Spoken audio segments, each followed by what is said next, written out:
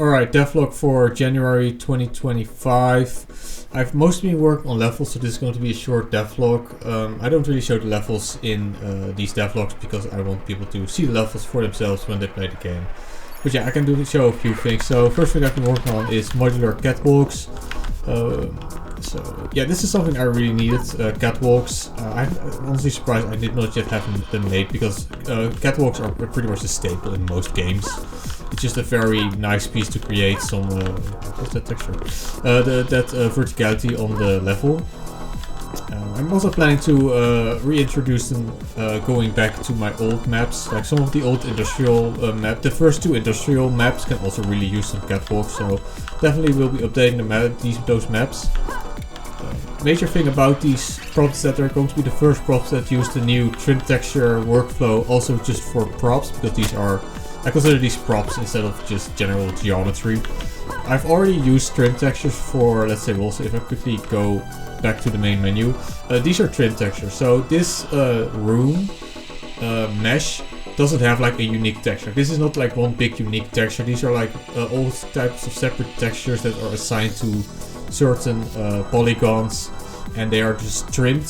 You know, that's where that name comes from, trim texture, trimmed to the right size. I can show them quickly in the editor right here. So here you can see the texture, so it's a seamless texture, and here you can see the model, and if I move it around you can see that it moves along. So this is how trim textures works. Everything here is a trim texture, nothing is a unique texture for this model, and that will just speed up workflow for textures a lot. Also, it benefits the size of the game. The size of the game will be a lot smaller in terms of memory, sort of storage size, because most of the storage size is textures, and if I don't make textures for every single object, again, not only does it make the resource management a lot easier, because I don't have like dozens and dozens of, no, not even dozens, like hundreds of textures for each mesh. I just have a few textures for a lot of meshes.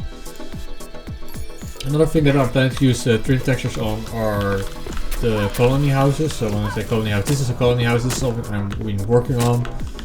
This is still gray boxed, but eventually this will also get its own trim textures. So yeah, I'm planning to make a whole bunch of like these simple colony house assets and then just sprinkle them throughout the level 6, which is what I'm currently working on. In order for the colonies house to work, I had to fix a bug. So there was a bug with the movement. It's still in the demo. I need to update the demo eventually, but I'm not planning to update the demo just for this fix. So what is the fix? So the fix is that low ceilings used to bug out movement, which caused it to endlessly cause this jumping thing. I actually didn't cause jumping, it basically endlessly caused falling. So you could still move around, but the entire screen was very jittery. It especially happened, so it happens in a few places in the demo. There are a few places in the demo where I have this type of construction, where I have a bunch of containers stacked on top of each other, and that results in the bug. That bug has now been fixed. There is one final thing about character movement that I still need to fix, and that is being able to step up things. Like, you can't step up things, you have to jump over every single thing. The way I work around that is by having everything be a ramp. So everything right now in the game is a ramp. And to be fair, I'm continuing to make only ramps because steps are actually kind of annoying because they jitter your movement horribly. But it's still something that you should be able to do, because the AI tends to get stuck on these type of things, because the AI tries to step up here, like there's a little edge right here. So the AI will sometimes get stuck here. Now usually they can like force their way onto the ramp, but it's not ideal. So in order to fix this, I need to be able for my character to step up things. Now I used to have step up logic, like my character used to be able to, my character movement that I programmed used to be able to step up things. The reason why that's no longer the case was because it was buggy, it didn't work properly, and it actually caused issues in other places, like with ramps. And because of that, I decided to just, like at the 11th hour basically, like at the 11th hour, just before I like released it, like the week before I released the demo, I decided to just get rid of step logic and just be like, okay, I fix this later. And it worked fine for the demo, but now I really need to fix it, because yeah, and there's a reason why these catwalks are here. No matter, so these ramps right here, they're perfect. Like, these are perfect ramps, but unfortunately my catwalks can't be perfect. There is always going to be a few units, like like a really tiny difference between the ramp here and the walkways here. That's because of the way that I had to do collision for these things. And because of that, no matter how tiny that lip is, because it's not perfect, my character movement stops. And that's not smooth, and it needs to be smooth, so that needs to get fixed. ASAP. Nah, not ASAP, because it's, I can take as long as I want, because nobody's currently playing with the catwalks, because they're not in the demo. Another thing you see here is a spline. This is called a spline mesh. It basically, what it is, it has a curve object, and the curve object then creates meshes that follow the curve, and it endlessly copies the mesh. I'm going to need this for a mountain pass, where I need a catwalk that smoothly follows a mountain pass. I mean, it's not really going to be a catwalk, it's more going to be like a bit of a road. Oh yeah, if you wonder, yeah, this is how most racing games make their very smooth stuff, like their smooth curves. Like they use these purple spline meshes. This is not something I programmed myself, this comes with Unreal.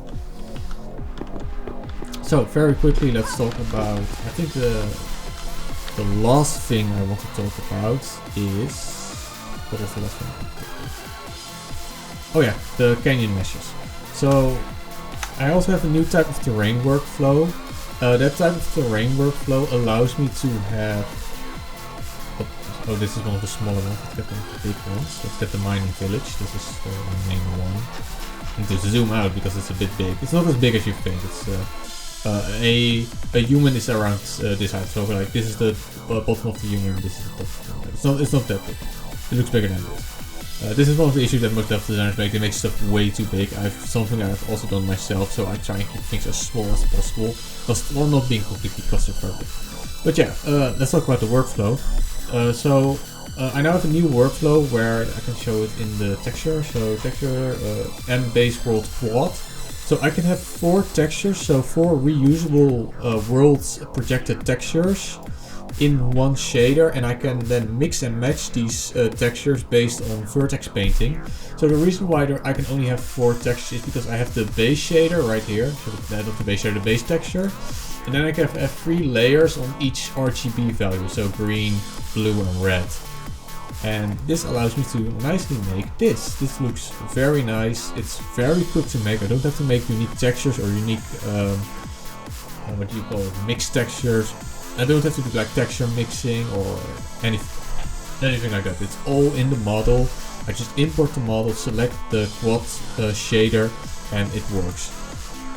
So if I go to the canyon village, so I have a duplicate here because this is still work in progress. So yeah, that doesn't seem like anything. So if I go to vertex paint, it doesn't show anything because I'm not in the right thing.